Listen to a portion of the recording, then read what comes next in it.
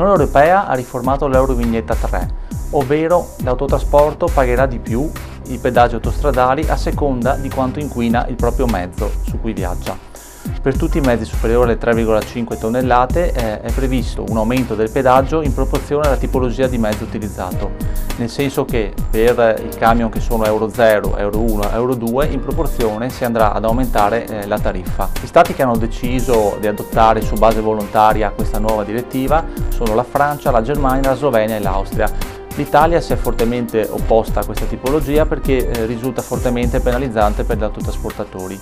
Si parla in media di 3-4 centesimi per chilometro, ma in alcune zone si può arrivare anche al 175% di aumento del pedaggio autostradale. In particolare saranno penalizzate le zone di montagna e quelle che hanno strade con forte pendenza.